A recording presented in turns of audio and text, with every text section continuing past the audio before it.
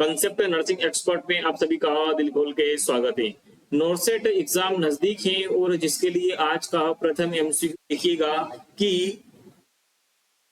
You have a patient that have a urinary tract infection.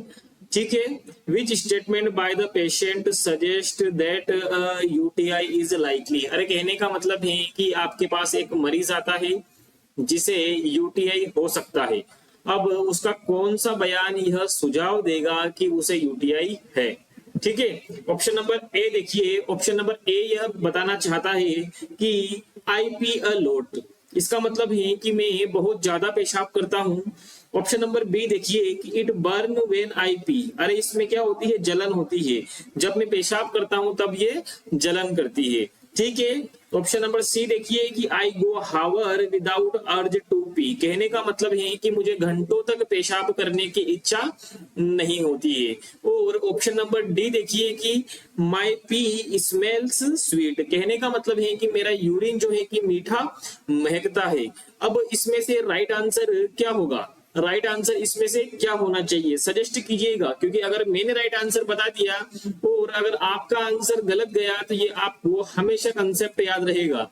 ठीक है, तो सबसे पहले चीजों को समझने की कोशिश कीजिएगा। सबसे पहले चीजों को समझने की कोशिश कीजिएगा कि ऑप्शन नंबर जो ए है, जो ऑप्शन नंबर ए है ये क्या कहना चाहता है।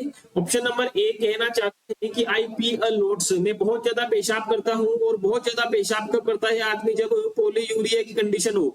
अरे किसकी कंडीशन हो, जब पोलीयूरिया की कंडीशन हो तब आदमी जो है कि बहुत ज्यादा पेशाब करता है। ठीक है, तो ये यूटीआई के अंदर नहीं होता है, पोलीयूरिया यूटीआई के अंदर नहीं होता है। और पोलीयूरिया जो लक्षण है, जो पोलीयूरिया किसके अंदर होता है, डायबिटीज के अंदर होता है। ठीक है, तो इसको तो अपन क्या मानते हैं, इसको तो अपन गलत मानते हैं। ठीक है, दूसरा है कि it Burns when I P, जब मैं पेशाब करता हूं तब मुझे जलन होती है। तो क्या ये सही है, हाँ बिल्कुल ये राइट आंसर जाएगा। क्योंकि यूटीआई के अंदर क्या होता है, ड्यूरिंग यूरिनेशन बर्न होता है। ठीक है, ऑप्शन नंबर सी क्या कहना चाहता है कि I go hours without urge to pee, मुझे घंटों तक पेशाब करने की इच्छा नहीं होती। इसका मतलब बॉडी के अंदर पानी की कमी है, डिहाइड्रेशन का संकेत है। ठीक है, तो ये ऑप्शन भी गलत हो गया। उसके बाद आता है ऑप्शन नंबर डी कि माई पी स्मेल स्वीट। कहने का मतलब है कि मेरा यूरिन मीठा महकता है। और यूरिन हमेशा डायबिटीज कीटो एसिडोसिस की बीमारी में मीठा महकता है। ठीक है, ऑप्शन नंबर जो फर्स्ट है इसका कौन सा राइट आंसर कौन सा होगा, इसका जो है कि राइट आंसर होगा, right answer B, right answer B होगा। ठीक है, यूटीआई का कॉमन लक्षण होता है, क्या होता है, it Burns when I P. Clear है कि which of the following symptoms do you expect to see in a patient diagnosed with acute pyelonephritis। अरे कहने का मतलब है कि acute pyelonephritis के मरीज में आपको कौन कौन से लक्षण दिखाई देंगे। ठीक है, ऑप्शन नंबर ए देखिए कि क्या जॉन्डिस और फ्लैंक पेन होगा, क्या जॉन्डिस और फ्लैंक पेन इसमें होगा, क्या कोस्टोवर्टिब्रल एंगल टेंडरनेस होगा, क्या बर्निंग सेंसेशन ऑन यूरिनेशन होगा, या पोलीयूरिया और नोक्चूरिया होगा। अरे इनमें से राइट आंसर कौन सा होगा, इनमें से राइट आंसर कौन सा होगा। सबसे पहले समझिएगा चीजों को और फिर आंसर दीजिएगा। देखो कहने का मतलब है कि एक मरीज को पाइलोनेफ्राइटिस हुआ है, किडनी के अंदर जब इन्फेक्शन, मतलब जो ई कोलाई का जो बैक्टीरिया होता है वो ब्लाडर से होते हुए किडनी तक पहुंच जाए, ब्लाडर से होते हुए किडनी तक पहुंच जाए और किडनी के अंदर इन्फेक्शन फैल जाए, उसे पाइलोनेफ्राइटिस कहते हैं। ठीक है, उसे क्या बोलते हैं, पाइलोनेफ्राइटिस बोलते हैं। ठीक है, तो क्या जॉन्डिस और फ्लैंक पेन जो है कि पाइलोनेफ्राइटिस से संबंधित है, बिल्कुल साहब ये पाइलोनेफ्राइटिस से संबंधित नहीं है। किससे संबंधित है, ये जो है कि लीवर से संबंधित है। किससे संबंधित है, ये लीवर से संबंधित है। तो ये आंसर तो यहाँ पर गलत हो गया। ठीक है, ऑप्शन नंबर सी देखिए कि बर्निंग यूरिनेशन सेंसेशन ऑफ, क्या बर्निंग सेंसेशन ऑफ यूरिनेशन पेशाब करते समय जलन होती है, क्या ये पाइलोनेफ्राइटिस का संकेत है? तो यह पाइलोनेफ्राइटिस का संकेत नहीं है। यह किसका संकेत है? यह यूरिनरी ट्रैक्ट इन्फेक्शन का संकेत है। किसका संकेत है? यूरिनरी ट्रैक्ट इन्फेक्शन का संकेत है। हाँ, हम कह सकते हैं कि ये पाइलोनेफ्राइटिस में लास्टली हो सकता है, लेकिन यह अपन क्लासिकल सिम्टम्स नहीं मानेंगे, ठीक है। और क्या पोलीयूरिया, नोक्चूरिया इसमें देखने को मिलेगा? क्या पोलीयूरिया और नोक्चूरिया इसमें देखने को मिलेगा? तो इसमें पाइलोनेफ्राइटिस में ये नहीं देखने को मिलेगा। पोलीयूरिया हमेशा किसमें देखने को मिलेगा? पोलीयूरिया जो है कि हमेशा डायबिटीज के अंदर देखने को मिलेगा। किसके अंदर देखने को मिलेगा? पोलीयूरिया हमेशा डायबिटीज के अंदर देखने को मिलेगा। तो इसमें क्या मैं बोल सकता हूं कि करेक्ट आंसर क्या होगा?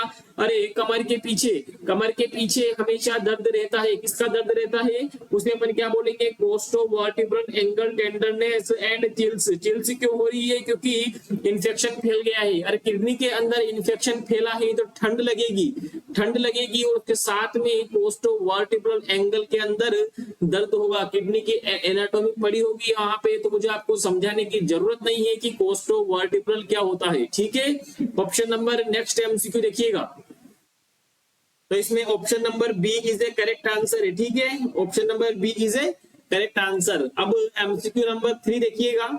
A client has received renal transplantation and has started cyclosporin therapy। एक क्लाइंट को क्या है कि रिनल ट्रांसप्लांटेशन हुआ है और उसको साइक्लोस्पोरिन थेरेपी जो है कि स्टार्ट की गई है।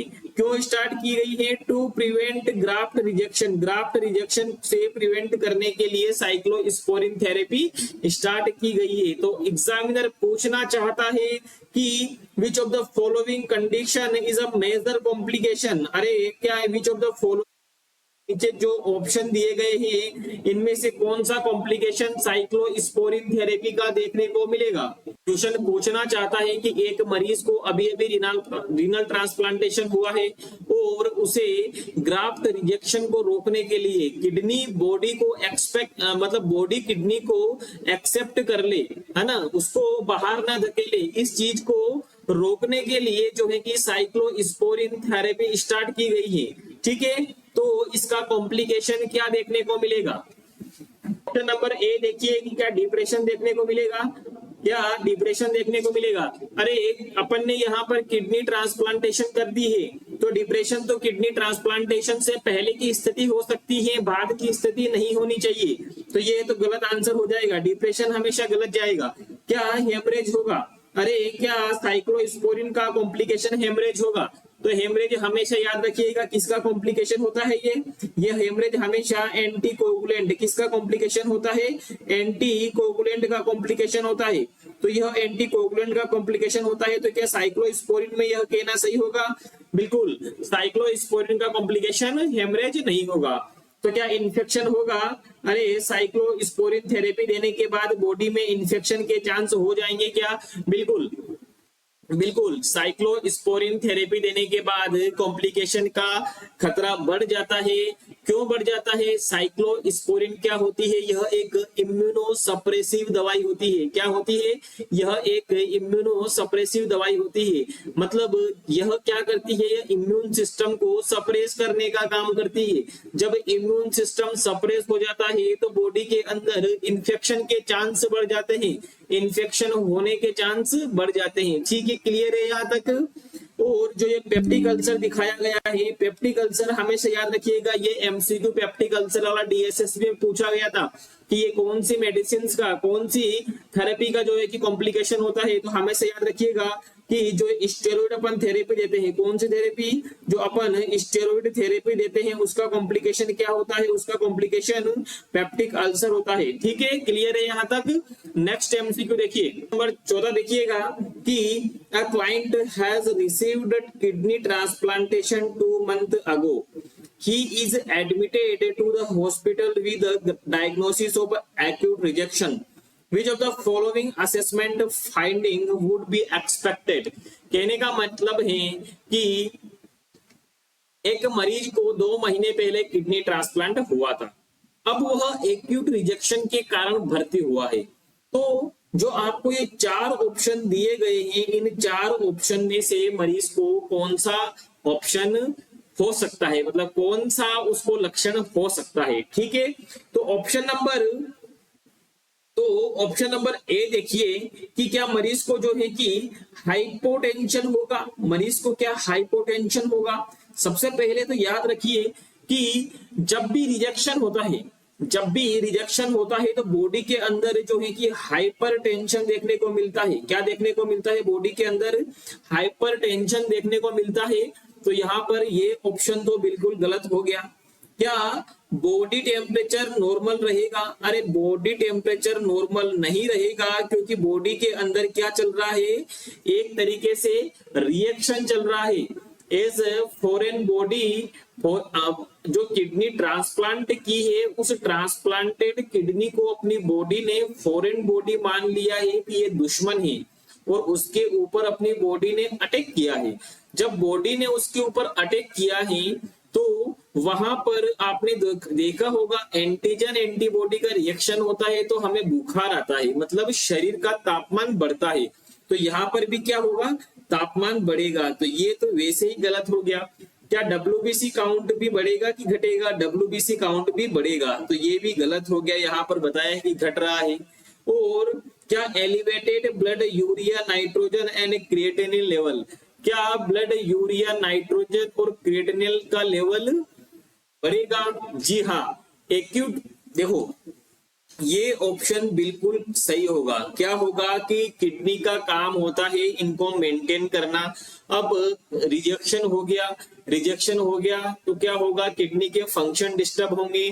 तो क्या होगा, ब्लड यूरिया नाइट्रोजन और क्रिएटिनिन का लेवल बढ़ जाएगा। ठीक है, एक्यूट रिजेक्शन कब होता है? यह तब होता है जब बॉडी ट्रांसप्लांट किडनी को फॉरेन बॉडी समझकर उसके ऊपर अटैक करती है, जिससे किडनी के फंक्शन डिस्टर्ब होते हैं, जिससे बॉडी के अंदर ब्लड यूरिया नाइट्रोजन और क्रिएटिनिन का लेवल बढ़ने लगता है। क्लियर है यहाँ तक?